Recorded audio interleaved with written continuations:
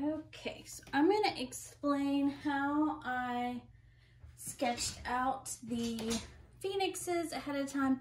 You can change your placement on your canvas if you want, just depending on what you want.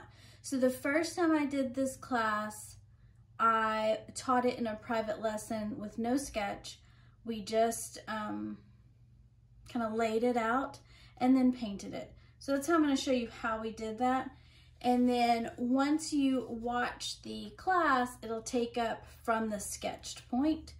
So all I'm going to do is think about where I want the face. If you want to have more of a wing over here, you can adjust this accordingly. I like things off center, so that's why I typically do that. And I wanted this wing to be kind of more of the front and center thing, but you can make it however you want. So you got to think about where things are going to be. I would never stick it smack dab in the middle. So even if you want it more central, I would go to the left or the right of that, or up and down. One of the two, just to make the layout a little bit more interesting. And whenever I'm sketching, typically on something like this, I would probably just do it with paint. However, a lot of people get freaked out about that, so we're just gonna do it with a pencil. Make sure that you lay it out very lightly. You can always darken it after you get the lines where you want them, but this way it's not so hard to cover up later or erase. So first we're gonna look at his face, and so it's kind of a almost like an eye, I would say. So it's kind of more round on this side, and it kind of squares off a little bit or disappears on that side because it has all these feathers at the top. And he's kind of looking down. So the main part of his face is gonna be kind of looking down, and I'm gonna make mine darker just so you can see it. Okay.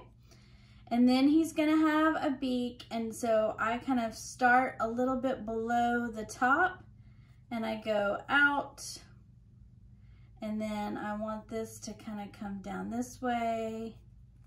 So that's gonna be the main part of his beak. And then we're gonna kind of come in, and we're gonna have his body. And his body is kind of a football shape. And so it's gonna be, you know, a bigger belly. And then you got to kind of think about where like the back of his head would be. So I kind of you can kind of make an imaginary line there and come down. So he's pretty, I mean, as he is, he's bird shaped.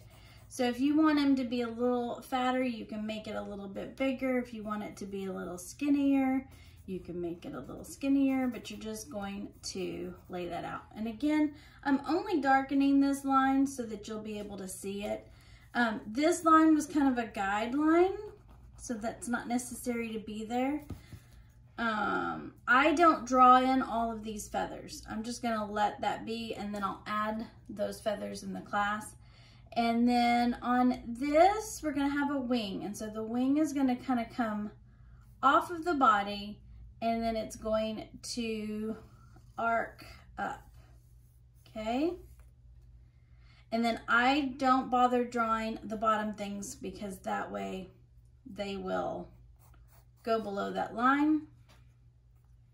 Same thing over here. It's coming out of his head a little bit. I guess we could still use this guideline a little bit. So that'll be about where our other wing comes out. And so it's gonna come up.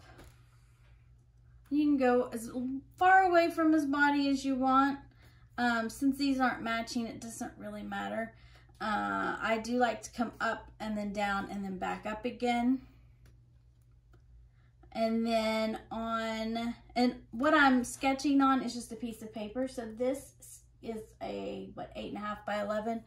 And then your canvas that you got, canvas board, is 11 by 14. Typically I don't do all these other feathers. I think what I'm trying to think if there was even a sketch of the tail on the one that I taught, but if there isn't, let's say that it kind of comes down and around and out. And those are basically all the lines you need, because that's going to give you the guidelines. So you're going to have your tail, you're going to have your wing, you're going to have this wing, everything comes off of that wing. If you want, you can kind of add in just the top of the wing. I don't really think that that's necessary, but you can do that if that would make you feel more comfortable with this. And then the rest of it will be in the class. Now, with this, I would make sure that you're happy with the layout before you move on with the class. Anything that is like extra little lines, you can erase. If you feel like this has gotten too dark, if you just kind of lightly erase, you'll still be able to make out where your line is, but it won't be so hard to cover up, especially when it's a light color like the yellow here.